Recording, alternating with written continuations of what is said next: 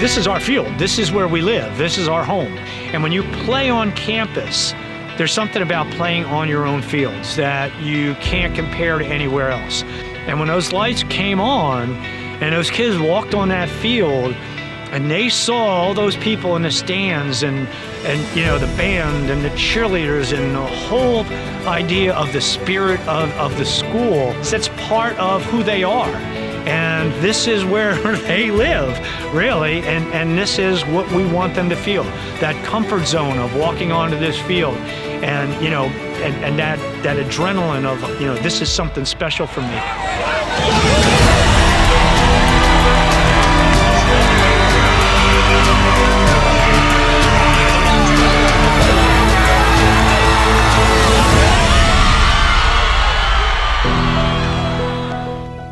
We've always had a successful program, always had success in one sport or another on any given time. Being a small school, you know, you've had track teams that have done well, soccer team, football has done well, baseball, softball.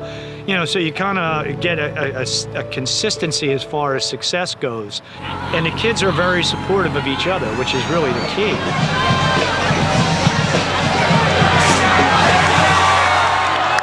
Toss to Murillo. Flag on the play. And I think that's why this week with the lights was so important, mainly because of the whole idea of, you know, team spirit, of morale in the school. And it suffered a little bit over that last year and a half with COVID.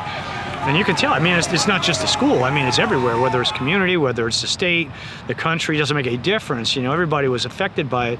But you can see it more in the kids because they just don't have that, you know, okay, this will pass kind of attitude. They're stuck in the middle of something that they just don't really completely understand. It's just something they have to do.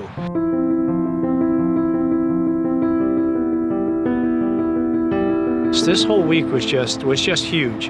And the amount of support that we got from the administration, from the Board of Education, the community itself, I don't think you can duplicate that easily. You know, this was just something that was a total release, a total yeah, this is it. We're gonna rock for a week, and we did.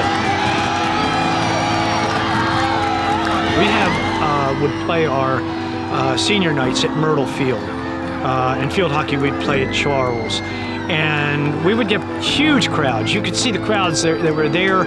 You know, they were kind of in the background because there's no real true bleachers. So when we got to the point where we knew we wanted to do our senior nights, and you kind of have to scatter them at Myrtle and Charles because, you know, it's hard to get a night there, and for that matter, you'd never get a full week just because it's just so used. So we thought, why not put the whole week together at one shot?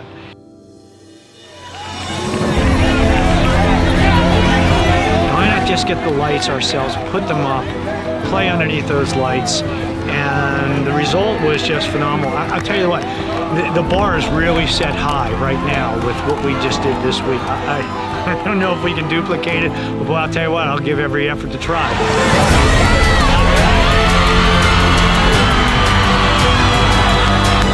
Monday's girls game started it off, senior night for our girls soccer team. And it was against a tough spots wood team. So we had everybody out there. The band was there, the cheerleaders were there. You know, the stands were packed. They did the whole whiteout that night. So basically it was a week worth of whiteouts culminating in football on Saturday. But the support was phenomenal. And everybody turned around and said, well, this is like being on a college campus, you know? This is like what it would be like for a small college, you know, that atmosphere that, you know, it's so supportive, so, you know, so intense. And they were there to see our kids win. And the kids were great. I think that support has always been there, but it just exploded during this week. I mean, 6 days, six games under the lights, and we won every game, and that doesn't happen very often. It was one of those things that just made you feel good. It was a really feel-good week, and I think people really were happy with it. They won't forget it.